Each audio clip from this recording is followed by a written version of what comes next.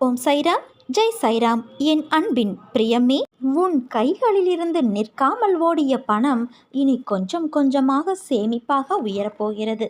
உன்னிடம் செல்வம் சேர்வதற்காக இருந்த தடைகள் மாறும். சில கர்ம வினைகளை நீ அனுபவித்து முடித்து விட்டாய். நீ என்னிடம் கேட்டாயல்லவா, எப்போது என் நிலைமை மாறும் என்று? இப்போது அதற்கான வாய்ப்பு வரும். நீ ஞானத்தோடு இருந்து உழைக்கும் பணத்தில் கொஞ்சம் கொஞ்சமாக சேமித்து உன் சேமிப்பை நீ உயர்த்தப் போகிறாய். உனக்கு நல்லதே நடக்கப் போகிறது என் தங்கமே. வாழ்க்கை என்பது அமைதியானதுதான். ஆனால் உன் மனம் மட்டும்தான் பதற்றமாக இருக்கிறது. அதை சாந்திப்படுத்தி வாழ்வில் வெற்றி பெற சில வழிமுறைகள் உள்ளது. அதை நீ பின்பற்று. உன் வாழ்வில் வசந்த காலம் உன்னை தேடி வரும். உனக்குள்ள பிரச்சனைகள் எல்லாம் உன்னுடைய திறமைக்கு உட்பட்டவையே. அதை மீறிய பிரச்சனைகள் ஏதும் இல்லை. நல்ல முடிவுகள் அனுபவத்திலிருந்து பிறக்கின்றன. ஆனால் அனுபவமோ தவறான முடிவுகளிலிருந்து கிடைக்கின்றது. எதையும் உயர்வாக பார்க்காதே, தாழ்வாகவும் பார்க்காதே. யாரையும் ஆராதிக்கவும் வேண்டாம், தூற்றவும் வேண்டாம். நோக்கத்தில் தெளிவும் மனதில் அமைதியும் கொண்டு நீ செயல்படும் போதுதான் விரும்பும் லட்சியத்தை அடைய முடியும். எப்போதெல்லாம் இறைவன் செயல் என நாம் உணர்கிறோமோ அப்போது நன்மையும் ஆனந்தமும் அமைதியும் நிரம்பி வழியும். உறவினரானாலும் கடவுளே ஆனாலும் தர்மமே மேலானது. தர்மத்திற்கு எதிராக செயல்படும் அனைவரும் ஒரு நாள் வீழ்ந்து போவார்கள். விதி வலியதுதான். ஆனால் மனித உள்ளத்திற்கு முன்பு விதி பின் வாங்கும்.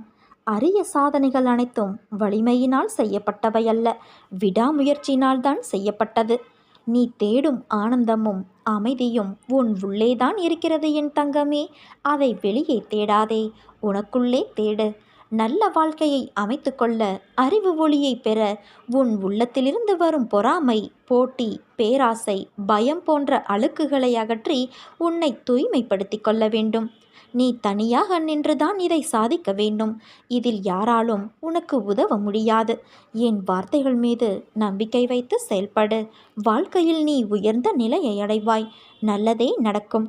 உன் வாழ்க்கையை நல்லதொரு வாழ்க்கையாக மாற்றக்கூடிய சக்தி உன் எண்ணத்திற்கு உண்டு. நீ நல்லதை நினை, நல்லதே செய். நிச்சயம் மகிழ்ச்சியோடு வாழ்வாய். நெருநல் உளனொருவன் இன்றில்லை என்னும் பெருமை உடைத்து இவ்வுலகு என்று திருவள்ளுவர் சொன்னது போல, உலகத்தில் நேற்று வரை வாழ்ந்தவனும் திடீரென்று இன்று இல்லாமல் போவது இயல்பல்லவா?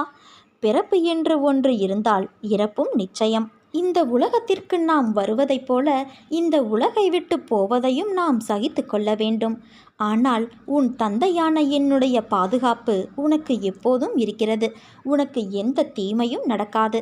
அச்சத்தை ஒழிக்கும் முடிவுக்கு நீ வா. அதன் பிறகு என் சக்தி முழுமையாக உனக்கு வேலை செய்யும். ஒவ்வொரு நாளும் ஒவ்வொரு வினாடியிலும் என் ஆசிகள் உனக்கு எப்பொழுதும் இருக்கும்.